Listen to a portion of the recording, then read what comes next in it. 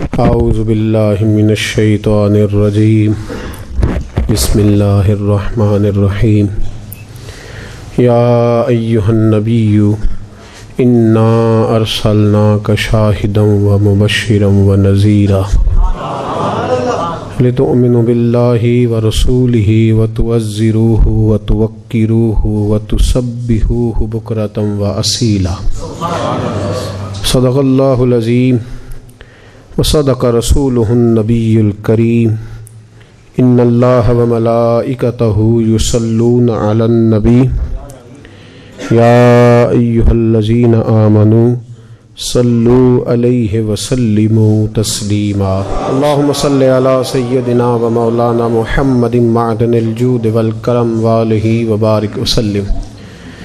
تمام تعریفیں اللہ تعالیٰ جل جلالہ کے لیے، ہر قسم کے درود و سلام نبی محترم شفیع محتشم آقا کل ختم رسول دانائے سبل احمد مجتبیٰ جناب حضرت محمد مصطفیٰ صلی اللہ تعالیٰ علیہ وسلم کی ذات والا صفات کے لیے حمد و صلات کے بعد اللہ تبارک و تعالیٰ نے قرآن مجید فرقان حمید میں جو مسلمان کے ایمان کی ترتیب بیان فرمائی ہے، وہ ترتیب یہ ہے کہ پہلے اللہ رسول پہ ایمان لاؤ اور اس کے فوراً بعد میرے نبی کی تعظیم کرو، اس کے بعد اچھے عمل کرنا، اس کے بعد تسبیح، تہلیل، عبادات، یہ ترتیب قرآن پاک کی ہے۔ سورہ فتح کی جو آیات میں نے تلاوت کی، فرمایا یا ایھا النبی انا ارسلناک شاہدا ومبشرا ونذیرا، اے میرے حبیب سید عالم صلی اللہ علیہ وسلم، میں نے آپ کو شاہد بنا کے بھیجا ہے، خوشخبری دینے والا بنا کے بھیجا ہے اور ڈر سنانے والا بنا کے بھیجا ہے۔ یہ شانیں آپ کو اس لیے دی ہیں لتؤمنوا باللہ ورسولہ، تاکہ یہ لوگ اللہ پہ بھی ایمان لے آئیں اور اللہ کے رسول پہ بھی ایمان لے آئیں، اور جب ایمان لے آئیں پھر کیا کریں؟ وتعزروہ وتوقروہ، پھر محبوب تیری تعظیم کریں اور پھر تیری توقیر کریں۔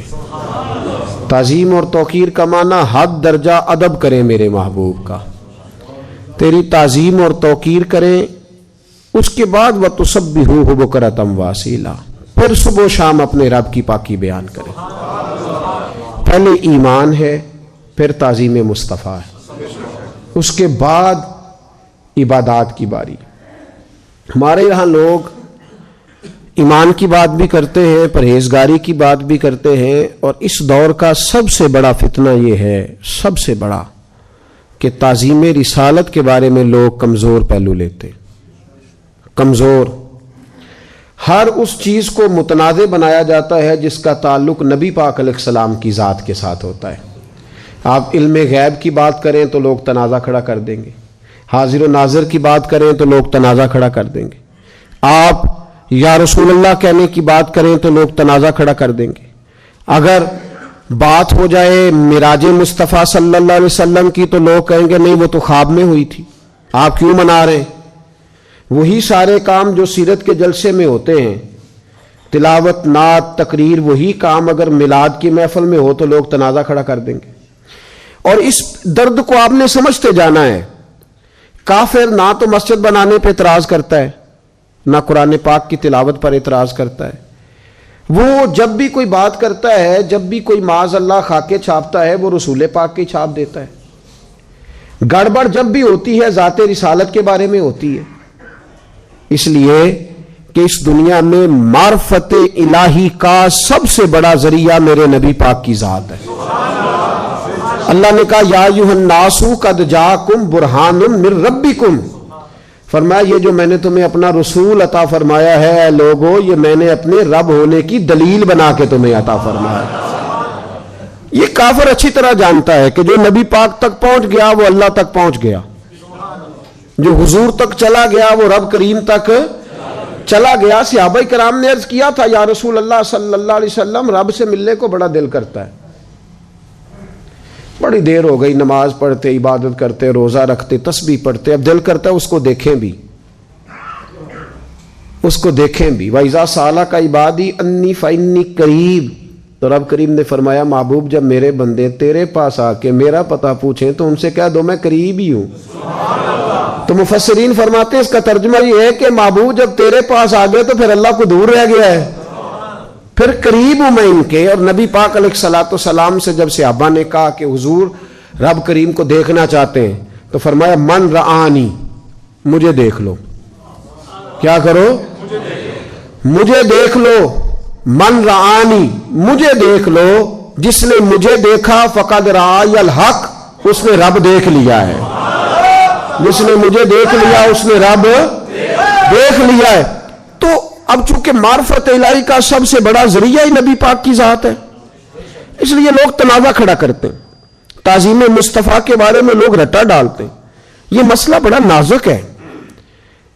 نبی پاک صلی اللہ علیہ وسلم کا امت سے رشتہ بھی نازک ہے اور امت کا اپنے نبی سے رشتہ بھی، لوگ اس نزاکت کو سمجھتے نہیں، لوگ ان نزاکتوں کو سمجھتے نہیں، اس لیے بے لاگ تبصرے کرتے ہیں، اپنی مرضی کی بات کرتے ہیں۔ لوگ چینل والے کیا کہہ رہے ہیں وہ بات شروع کر دیتے ہیں، کل اخبار میں کیا آیا لوگ اس پر بحث شروع کر دیتے ہیں، پھٹے پہ بیٹھے لوگوں سے کچھ سن کے آ گئے تو بحث شروع کر دیتے ہیں۔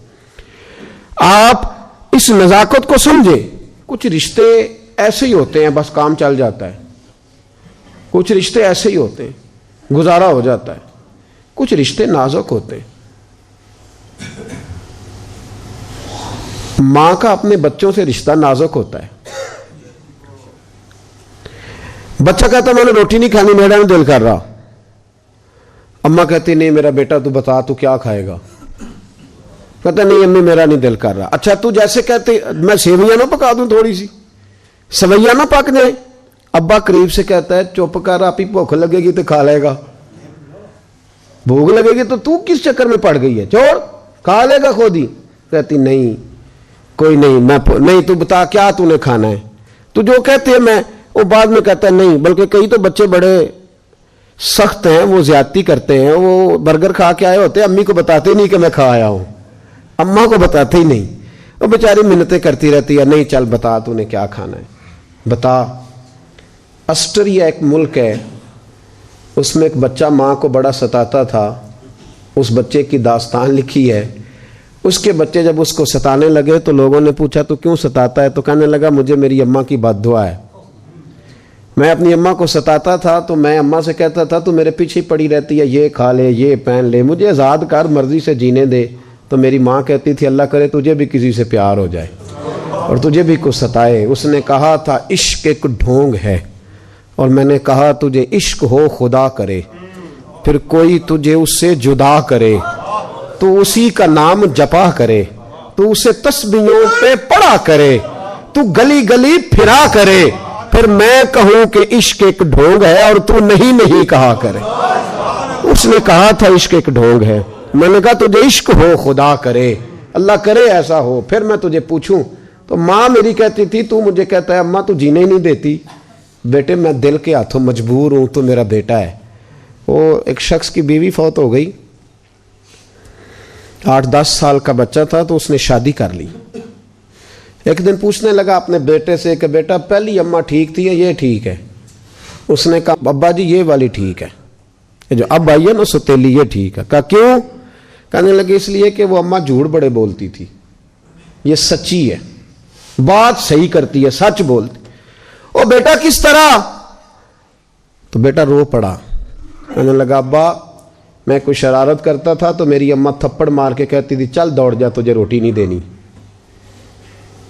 آج دیکھتی ہوں تو کیسے روٹی کھاتا ہے، خبردار باورچی خانے کے قریب گیا، بڑے زور سے کہتی تھی، اور آدھا گھنٹہ نہیں گزرتا تھا تو ڈھونڈنے لگ جاتی تھی، گلیوں میں پھرتی تھی، ڈھونڈ کے لاتی تھی، روٹی کھلاتی تھی، ماتھا بھی چومتی تھی اور کہتی تھی پترا انج نہ کریا کر، پیار کرتی تھی۔ ابا یہ جو اماں آئی ہے یہ بڑی سچی ہے، سچ بولتی ہے، میں کوئی شرارت کرتا ہوں تو تھپڑ مارتی ہے، کہتی ہے تجھے روٹی نہیں دینی، پھر میں ساری رات منتیں کرتا رہتا ہوں نہیں دیتی، سچ بولتی ہے، جو کہتی ہے اس پہ ڈٹ جاتی ہے۔ وہ جھوٹ بڑے بولتی تھی۔ کچھ رشتے نازک ہوتے ہیں، لوگ اس پہلو کو سمجھتے نہیں کہ بھائی کچھ رشتے نازک ہوتے ہیں۔ نبی پاک کا اپنی امت کے ساتھ رشتہ بڑا نازک ہے، امت کا نبی پاک کے ساتھ رشتہ بڑا، اس رشتے کی نزاکت پڑھو نا صحیح بخاری۔ اللہ کے حبیب علیہ الصلوۃ والسلام نے فرمایا میرا دل کرتا ہے نماز لمبی پڑھاؤں، میرا کسی کام کو دل کرے تو میں پرواہ کرتا ہوں کسی کی؟ یہاں بچوں کا دل کرتا ہے مرضی کی شادی کرنے کو تو ابے کو کچل کے، اماں کو کچل کے، علاقے کو کچل کے، قبیلہ برادری رشتہ دار کچل کے نہیں گزر جاتے؟ دل کر رہا ہے ختم ہو گئی بات۔ لیکن اس رشتے کی نزاکت سمجھ میرے عزیز، میرے محبوب پاک فرماتے ہیں میرا دل کرتا ہے لمبی نماز پڑھاؤں، لمبی نماز، لیکن جب میں نماز کی نیت باندھتا ہوں تو پھر مجھے پیچھے بوڑھوں کا خیال آتا ہے، پھر مجھے بیماروں کا خیال آتا ہے، پھر مجھے تمہارا خیال آتا ہے۔ او محبوبہ خدا کی نماز میں بھی امت کا خیال فرماتے ہو، اللہ کی نماز میں بھی امت کا خیال۔ گویا حضور فرما رہے ہیں تمہیں کیا پتا میرا تم سے رشتہ ہی بڑا نازک ہے، اس رشتے میں نزاکت دیکھیں نا۔ حضور نے فرمایا میرا دل کرتا تھا کہ تہجد کی نماز فرض کر دوں، میرا دل، بولیے، اگر میرا کرے تو آپ کا کرے تو؟ حضور فرماتے ہیں میرا دل کرتا تھا کہ تہجد کی نماز فرض کر دوں، پر میری امت کو تکلیف ہوگی، تھکے مزدور نہیں اٹھ سکیں گے، غریب لوگ نہیں اٹھیں گے۔ فرمایا میں نے اللہ کی نماز تہجد میں نے فرض نہیں کی، میں نے تمہارا خیال کیا ہے، میں نے اپنی چاہت نہیں دیکھی، گویا تمہاری نیند دیکھی ہے۔ دل کرتا تھا ہر وضو کے ساتھ مسواک ضروری قرار دے دوں، پر میں نے اپنی چاہت نہیں دیکھی، تمہاری آسانی دیکھی۔ میرے بھائی نبی پاک کا رشتہ دیکھیں نا، جب انسان پہ وجد طاری ہوتا ہے نا، یہ صوفیاء کچھ ایسے جملے کہہ گئے جن پر بعد میں ان سے کہا گیا جناب آپ نے اس وقت یہ بات کہی تھی، تو انہوں نے کہا یار مجھے نہیں پتا، وہ کوئی کیفیت تھی۔ جب اللہ کی انوار و تجلیات کی برسات ہوتی ہے نا رب کریم کے بندوں پہ، تو بندہ ہوش کھو جاتا ہے۔ گو سنا تھا کہ آستانہ یار دور ہے، ہم نے بھی ٹھان لی تھی کہ جانا ضرور ہے، اور موقوف طور پر ہی نہیں جلوہ دید کچھ، بچ ہوش اڑ گئے جہاں پر وہیں کوہ طور ہے۔ کئی دفعہ پریشانی ہو جاتی ہے، تجلیات۔ حضرت موسیٰ علیہ السلام نے کہا رب ارنی، یا اللہ میں تجھے دیکھنا چاہتا ہوں۔ رب کریم نے فرمایا لن ترانی، تو نہیں دیکھ سکتا، تو دیکھ سکتا؟ اقبال بول پڑے، کہنے لگے تیرے عشق کی انتہا چاہتا ہوں، میری سادگی دیکھ کیا چاہتا ہوں، میرا ذرا سا تو دل ہے مگر شوق اتنا، میں بھی وہی لن ترانی سنا چاہتا ہوں، اور بڑی بزم میں راز کی بات کہہ دی، بڑا بے ادب ہوں سزا چاہتا ہوں۔ حضرت موسیٰ نے کہا اللہ دیکھنا ہے، فرمایا ادھر دیکھو کوہ طور پہ میری تجلی گرنے لگی ہے، اگر دیکھ چکے تو دیکھ لو گے، اگر اسے نہ دیکھ سکے تو مجھے بھی نہیں دیکھ سکتے۔ حضرت موسیٰ علیہ السلام نے تجلی کو دیکھا تو بے ہوش ہو گئے، خرموا صعصعا۔ حضرت موسیٰ، سمجھ آ رہی ہے میری بات؟ اور بڑی دیر کے بعد تجلی دیکھی، وہ بھی کوہ طور پہ، بے ہوش ہو گئے۔ دیر کے بعد آنکھ کھلی تو کہنے لگے استغفر اللہ، استغفر اللہ، استغفر اللہ، یہ لفظ کہنے لگے۔ ایک تجلی گری، کوئی ہوش نہ رہا، لیکن میرے اور تیرے رسول نے جاگتی آنکھوں سے اپنے رب کا دیدار کیا۔ ابن یعقوب کو اللہ نے صورت بخشی، ید بیضا کی کلیم اللہ کو نعمت بخشی، ہر نبی کو کوئی عزت کوئی عظمت بخشی، اور میری سرکار کو بے پردہ زیارت بخشی۔ نبی پاک صلی اللہ علیہ وسلم نے جاگتی آنکھوں تھے، ما زاغ البصر وما طغی، کھلی آنکھوں سے دیکھا، اور حضور فرماتے ہیں میرے آگے بھی نور تھا، پیچھے بھی نور تھا، دائیں بھی نور تھا، بائیں بھی نور تھا، ان جلووں میں محبوب گم ہو گئے۔ اس وقت رب کریم نے کہا محبوب کوئی بات کر، جہاں دنیا بے ہوش ہو جاتی ہے ایک تجلی دیکھ کے، کھلی آنکھوں سے جلوے دیکھے، لیکن امتی تیری قسمت پہ لاکھوں سلام، تجھے قدر ہی نہیں تیرا رشتہ کتنا نازک ہے۔ جلووں میں گم محبوب سے رب نے کہا محبوب کوئی بات کر، تو حضور بھولے نہیں، ان جلووں میں بھی حضور نے سینہ کھول کے کہا یا اللہ میری امت پہ رحم فرما، رب حبلی امتی، یا اللہ ان جلووں میں جہاں حضرت موسیٰ جیسے بے ہوش ہیں، کس کو دیکھا یہ موسیٰ سے پوچھے کوئی۔ آنکھ والوں کی ہمت پہ لاکھوں سلام، آنکھ والوں کی ہمت پہ، بولیے بولیے، آنکھ والوں کی ہمت پہ لاکھوں سلام۔ میرے نبی پاک، یہ رشتہ نازک ہے۔ तहकीक आप कर लीजिएगा, लेकिन मैं कोशिश करता रहा हूं कि मुझे कहीं ये फिक्रा मिल जाए, पर मिला नहीं। हजरत ईसा को प्यार है ना अपनी उम्मत से। कभी आपने सुना है कि अपनी उम्मत की कब्रों में भी आएंगे? हजरत मूसा, जनाब नूह अलैहिस्सलाम, हजरत इब्राहीम। लेकिन ये भी तेरे और मेरे नबी का प्यार है, ये भी तेरे और मेरे रसूल का प्यार है। ये तेरे प्यार करने वाले तुझे छोड़ आएंगे, जेड़े कहंदे सी मरांगे नाल तेरे, अज उन्हां भी बारियां मारियां नहीं। वो बारियां केड़ियां होंदियां? वो जब स्लेटें रखते हैं ना इस तरह करके स्लेटें, तो उसके अंदर छोटा छोटा सुराख रह जाता है, तो उस पर रोड़े रखते हैं। उसको शायर ने बारियां कहा है। जेड़े कहंदे सी मरांगे नाल तेरे, अज उन्हां भी बारियां मारियां नहीं। जेड़े तरसदे सन दीद नू दिने राती, अज उन्हां भी बाजियां हारियां नहीं। जदों खिजाने बाग विच वाल खोले, पंछी उड़ गए मार उडारियां नहीं। किसे झल्ली दी जरा ना पेश चली, बावा मौत ने जदों खलारियां नहीं। मोहम्मद बूटिया झूठा ही जग सारा, सचियां मदीने वाले दिया यारियां। झूठा ही जग सारा, सचियां मदीने वाले दिया। मेरे महबूब पाक सारे तुझे छोड़ के आ गए, छोड़ के आ गए। और कब्र में जैसे ही तेरी आंख खुली, सामने हुजूर के जलवे नजर आने लगे, सामने। और मेरे नबी पाक अलैहिस्सलाम ने फरमाया, अल बदाया वन निहाया में मौजूद है, फरमाया मेरा ज़ाहिरी तौर पे तुम्हारे बीच रहना भी तुम्हारे लिए बेहतर, और मेरा कब्र में जाना भी तुम्हारे लिए बेहतर। या रसूल अल्लाह, यहां रहना तो समझ में आता है, वहां भी बता दे। कभी किसी ज़ईफ रवायत में भी नहीं पढ़ा कि अम्मा कब्र में जाके बच्चों के लिए दुआ करेगी, नहीं पढ़ा। लेकिन मेरे नबी पाक अलैहिस्सलातु वस्सलाम ने फरमाया, मेरा जाना इसलिए बेहतर है कि मैं जब कब्र में पहुंचूंगा ना, तो तुम्हारे अमाल मुझ पर पेश होंगे। अगर अच्छे होंगे तो मैं सजदा शुक्र अदा करूंगा, और अगर मुझे पता चला कि कब्र में के फलां के अमाल गलत है, तो फरमाया मैं कब्र में भी उसकी बख्शिश की दुआएं मांगूंगा। इतना नाजुक रिश्ता, इतना नाजुक रिश्ता नबी पाक का उम्मत के साथ। और सुनो हदीस, मेरे महबूब ने फरमाया, कयामत के दिन अल्लाह नबियों के लिए नूर के मिंबर बिछाएगा। अल्लाह नूर के मिंबर बिछाएगा अंबिया के लिए। खुदा के अर्श के साथ नबियों के मिंबर होंगे। हजरत मूसा, हजरत दाऊद, हजरत ईसा, हजरत इब्राहीम, जनाब इस्माइल, जनाब यूसुफ, जनाब याकूब अलैहिमुस्सलाम, तमाम नबी मिंबरों पे बैठेंगे। हुजूर आपका मिंबर नहीं होगा? फरमाया मेरा तो करीब होगा सबसे, लेकिन होगा खाली। हुजूर क्यों?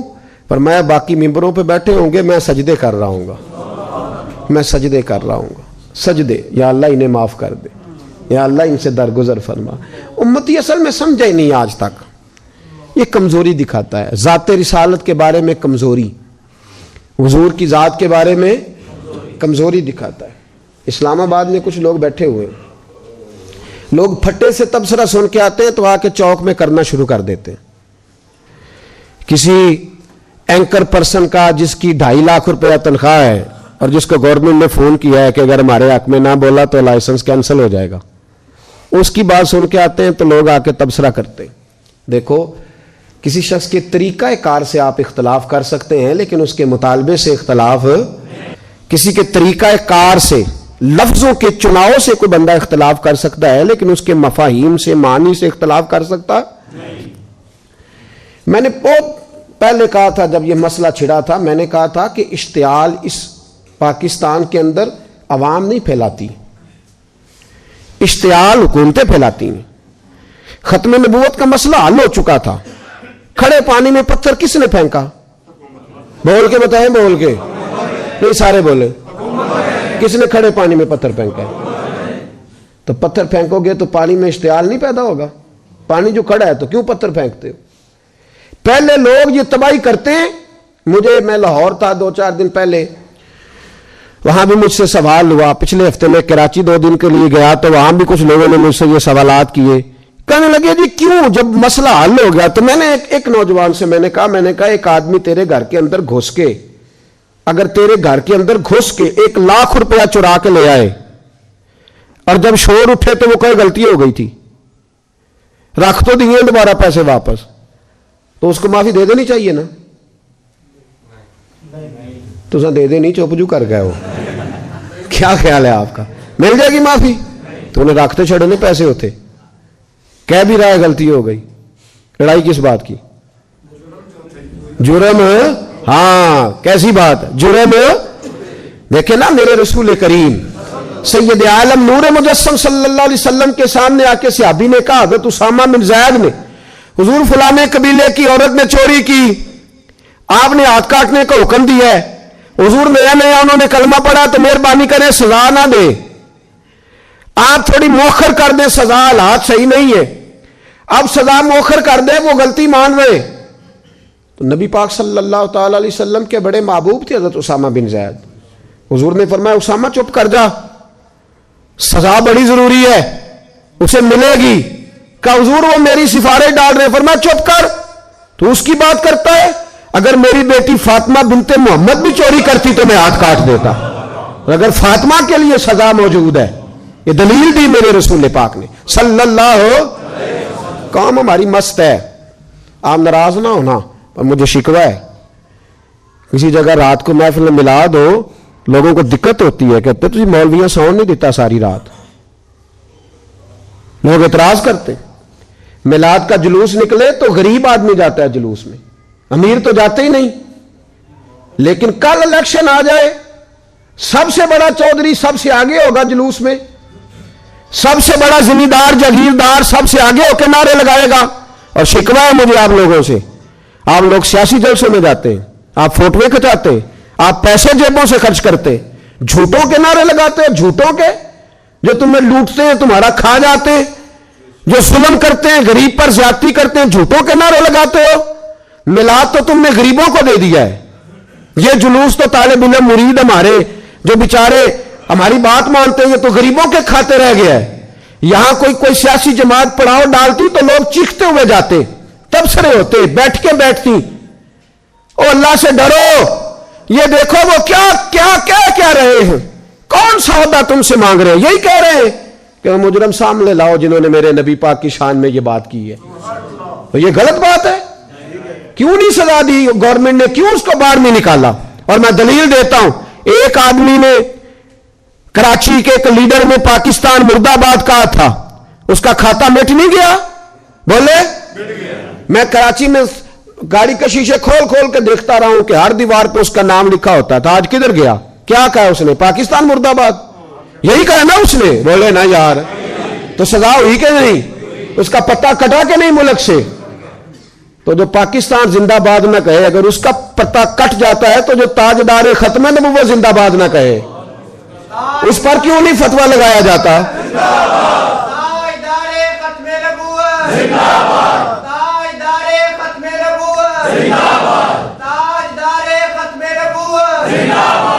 تو میرے عزیز یاد رکھیں, ایک چھوٹی سی بات ہے, اور چونکہ ہماری ساری سیاسی جماعتیں لبرل ہیں, لبرل, ان کو مذہب سے کوئی دلچسپی نہیں.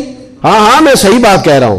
اور جو دین کے نام پر, اسلام کے نام پر ووٹ لے کے وہاں بیٹھتے, ووٹ اسلام کے نام پہ لیتے ہیں, اور پھر 2-4 ایم این اے بن جائیں تو پھر یہ لوگ بیچتے ہیں اپنے ایم این اے کو, پھر حکومت سے وزارتیں لیتے ہیں.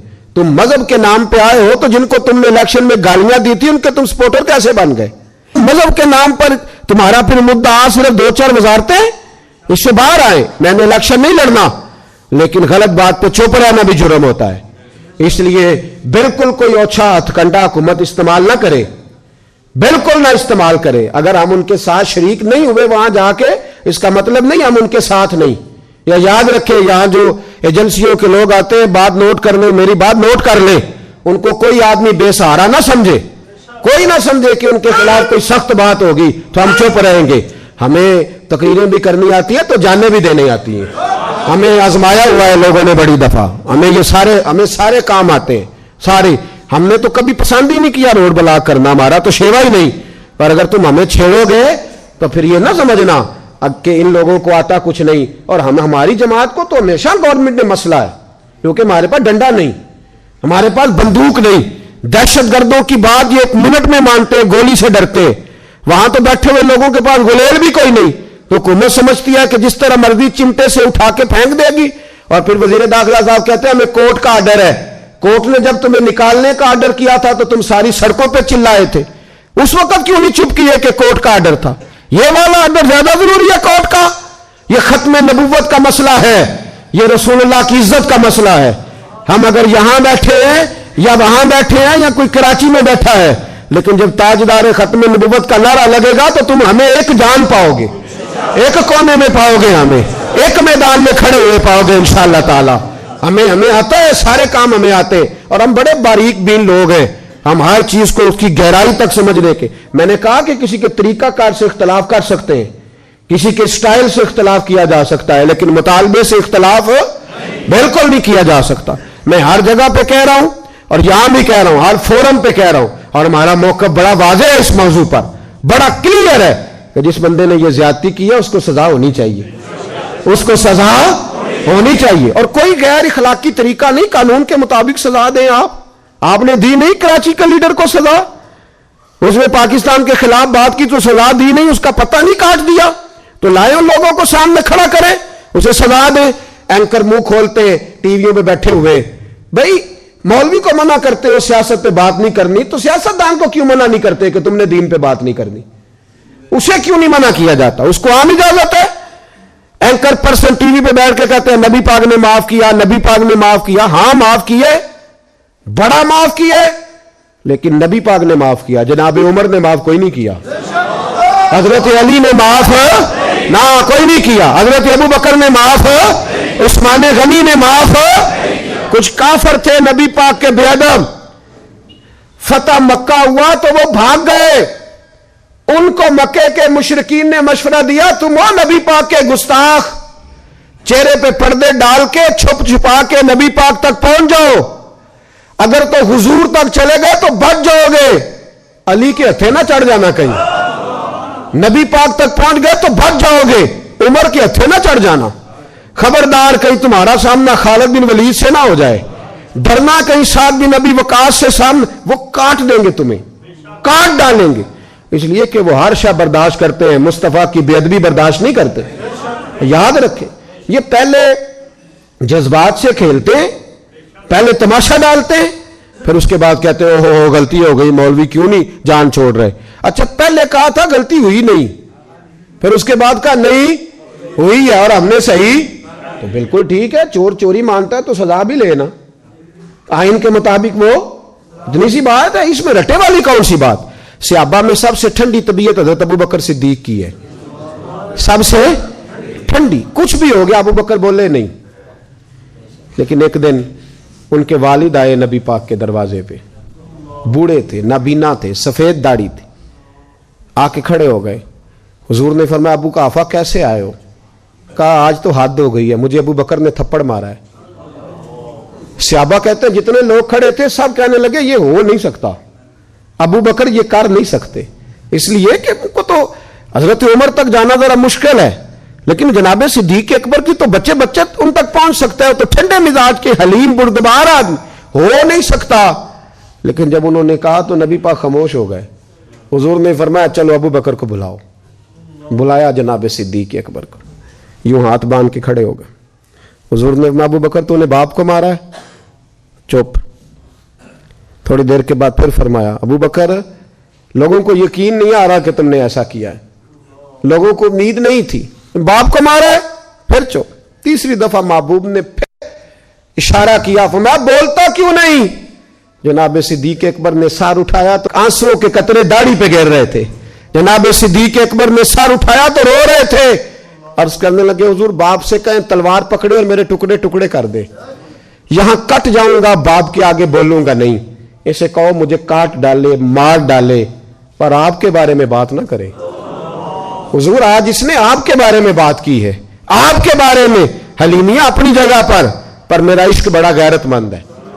حضور وہ بردباری اور جگہ پہ ہے، وہ میری ذات کے لیے آپ کے لیے نہیں ہے۔ یا رسول اللہ صلی اللہ علیہ وسلم آج اس نے آپ کے بارے میں بات کی، شکر کرے میرے ہاتھ میں تلوار نہیں تھی، ورنہ آج باپ کی گردن کٹتی اور میں لوگوں کو بتاتا ہمارے نزدیک صرف وہ بندہ بچے گا جو نبی پاک کا وفادار ہوگا، دوسرا کوئی بچ سکتا؟ کیا کہہ گئے خواجہ غلام فرید اور عادی کر گئے، کہنے لگے تن تندور ہڈاں دا بالن اسی ہاواں نال تپایا ہے، کپ کپ مکیاں پیڑے کیتے اتوں عشق پلے تھن لایا ہے، تن دی ہانڈی تے من دا سالن اتو لون صبر دا پایا ہے. غلام فریدا وے میں ساری تیری، غلام فریدا میں ساری تیری، تینوں وجہ یقین نہیں آیا؟ کہ حضور اس سے کہے آپ کے بارے میں بات نہ کرے. اور ایک بات تو مجھے کبھی بھولتی نہیں زندگی میں، کبھی نہیں بھولتی. امیر ملت بانی پاکستان پیر سید جماعت علی شاہ صاحب امیر ملت رحمت اللہ تعالی علیہ ارشاد فرماتے کہ جب تحریک پاکستان چل رہی تھی نا تو ہم تقریریں کرتے تھے کہ پاکستان میں نبی پاک کا نظام آئے گا. اس وقت تو یہی بتایا گیا تھا نا کہ پاکستان کا مطلب کیا؟ لا الہ الا اللہ محمد رسول اللہ صلی اللہ علیہ وسلم. یہ تو بعد میں آ کے انہوں نے کبھی جمہوریت تو کبھی کچھ نئی باتیں چھیڑی ہے. تو کہتے ہیں ہم پاکستان کے حق میں تقریریں کرتے تھے تو ہندو پنڈت پاکستان کے مخالف بولتے تھے. تو ہندوؤں کا جلسہ ہو رہا تھا، ہندو ہی تھے سارے، مسلم کوئی نہیں تھا. اس جلسے کے اندر نا کسی ہندو نے معاذ اللہ حضور کے نظام پر بات کرتے اٹھتے کہہ دیا کہ حضور کا نظام تو سخت ہے، ہاتھ کٹیں گے، گردنیں کٹیں گی معاذ اللہ. اور اس نے کوئی ایسا لفظ بول دیا جو بے ادبی کا تھا، گستاخی کا. وہاں کوئی مسلمان نہیں تھا، ایک سائیں بیٹھا تھا. اور دوری ڈنڈے والے نہیں ہوتے، دوری ڈنڈے والے سائیں، وہ کئی رنگوں کا ڈنڈا ہوتا ہے، اس کو کیا کہتے ہیں؟ متیر. جی وہ متیر بڑی لمبی اس کے پاس تھی، دوری ڈنڈا وہ کہیں بیٹھا تھا دور، کوئی اپنے کام لگا ہوا تھا. اس کے کانوں میں آواز گئی، تو جو ہے میری بات پر، اس کے کانوں میں آواز گئی تو ڈنڈا لے کے نا کہیں پیچھے سے چڑھ گیا، پیچھے سے سٹیج پہ. کسی نے روکا بھی نہیں کہ سائیں ہے اس نے کیا کرنا ہے. تو وہ سائیں کہتا ہے میں نے مارا ایک ہی پر مارا پورے زور سے، مارا سر میں، اور جب مارا تو بندہ ڈھیر ہو گیا، پکڑ لیا اس کو.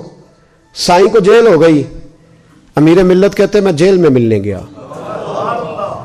وہ شخص جس کا ہندوستان کی ہر گلی میں مرید بستا تھا، لاکھوں کروڑوں مریدوں کا پیر، کہتے ہیں میں جیل میں ملنے گیا تو سائیں تھا پنجاب کا رہنے والا، پنجابی بولتا تھا، لیکن کہتے ہیں اس نے مجھ سے گفتگو کی تو میرے رونگٹے کھڑے کر دیے. اس نے، اس آدمی کو کوئی اسے آیات زیادہ نہیں آتی، حدیث کا حافظ نہیں، کوئی اصول فقہ سے واقف نہیں.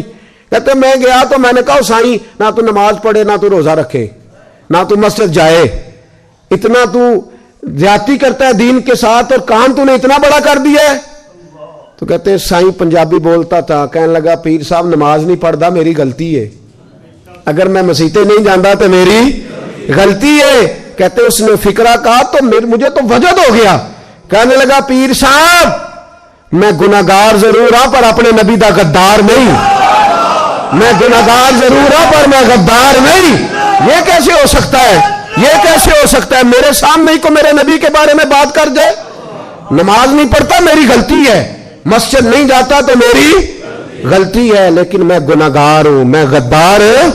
پیر صاحب کہتے ہیں مجھے جنون طاری ہو گیا، میرے آنسو برسنے لگے. کہنے لگا حضور یہ تو نہیں نہ ہو سکتا میری اونچی اور سچی سرکار کی کوئی بے ادبی کر جائے. طاقت ہے کسی کی؟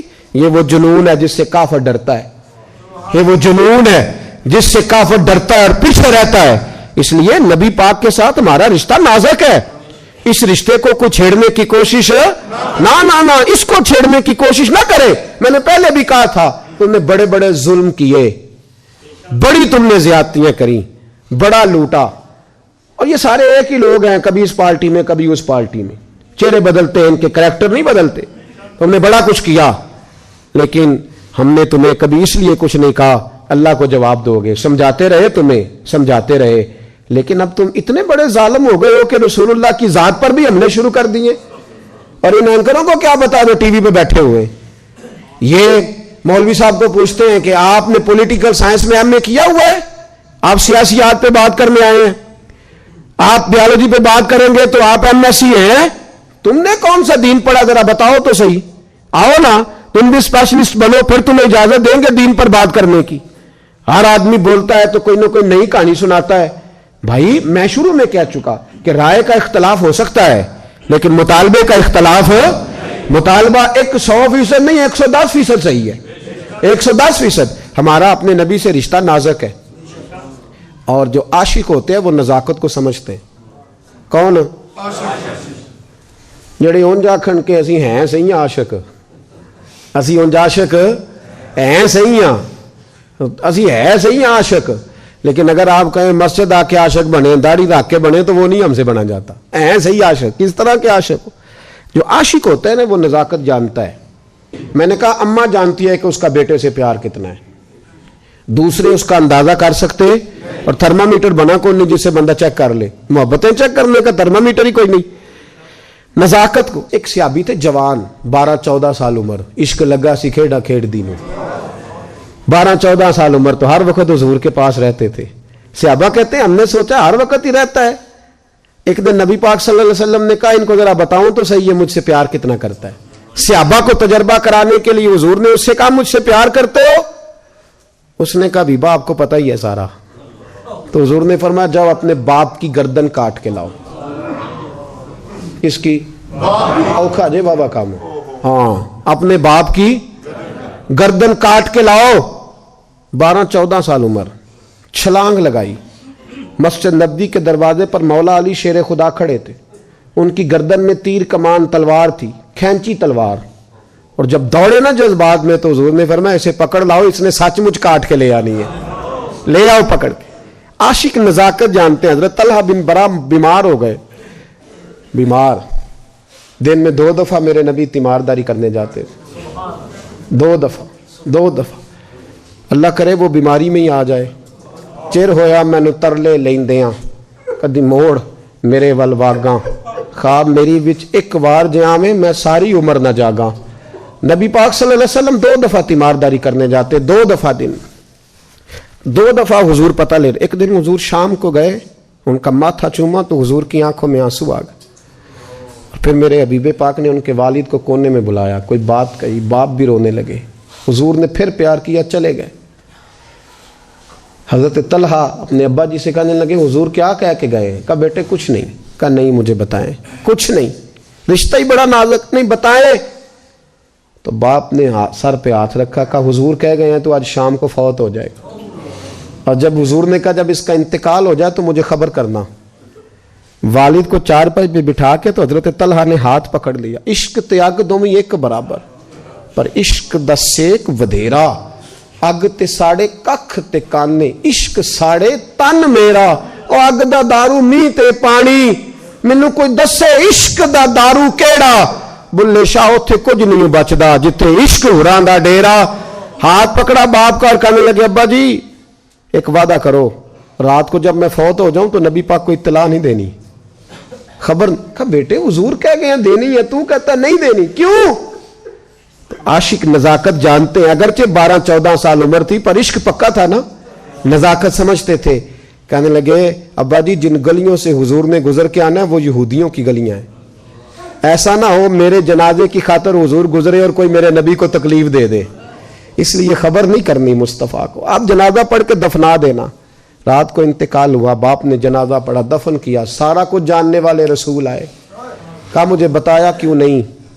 عرض کی محبوبہ, کہتا تھا حضور کو تکلیف نہیں دینی, میری ذات کی خاطر تکلیف نہ دینا, نہ کوئی یہودی تکلیف نہ پہنچا دے, گلیاں یہودیوں کی ہیں, قربان جائیں. ساری دنیا روضہ رسول پہ, اور میرے رسول نے فرمایا مجھے بتاؤ اس کی قبر کہاں ہے. ساری دنیا روضہ رسول پہ, اور نبی پاک اس غلام کی قبر پہ کھڑے آنسو بہہ رہے ہیں. صحابہ کہتے ہیں ہر قبر پہ دعا یہ ہوتی تھی یا اللہ قبر کشادہ کر دے, یا اللہ اس کا حساب آسان کر دے. یہاں دعا بھی انوکھی, اس کے لیے دعا بھی انوکھی, رشتہ ہی بڑا نازک ہے. میرے نبی پاک نے دعا بڑی انوکھی فرمائی, کہا اے اللہ جب میرے طلحہ کی تیرے ساتھ ملاقات ہو تو ذرا اس سے مسکرا کے ملنا, یہ تیری شان کے لائق ہے, ذرا اس سے مسکرا کے ملنا. کہتے ہیں وجد ہو گیا طاری, اس لیے کہ جو رشتہ نبی کا امتی سے ہے اور امت کا رسول سے ہے اس کی نزاکت کو صرف غلام جان سکتے ہیں. غلام جان. میں نے پچھلے جمعے بھی کہا تھا, مجھے ایک شخص کہنے لگے آپ بتیاں لگاتے ہیں, جھنڈیاں لگاتے ہیں. میں نے کہا بس نہیں چلتا, ہم تو تارے بھی لگا دیں, ہمیں ہمارا پتہ ہی نہیں. میرا دل کرتا ہے گلی گلی پھروں اور یہ نعرہ لگاؤں, جان ہے عشق مصطفیٰ روز فضو کرے خدا, جس کو ہو درد کا مزہ وہ نازے دوا اٹھائے کیوں, اور پھر کے گلی گلی تباہ ٹھوکریں سب کی کھائے کیوں. اگر دل کو یہ عقل دے خدا تو تیری گلی سے عشق اللہ وچ ہو مستانہ,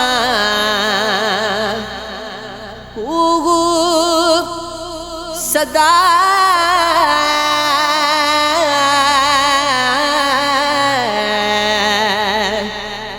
علامہ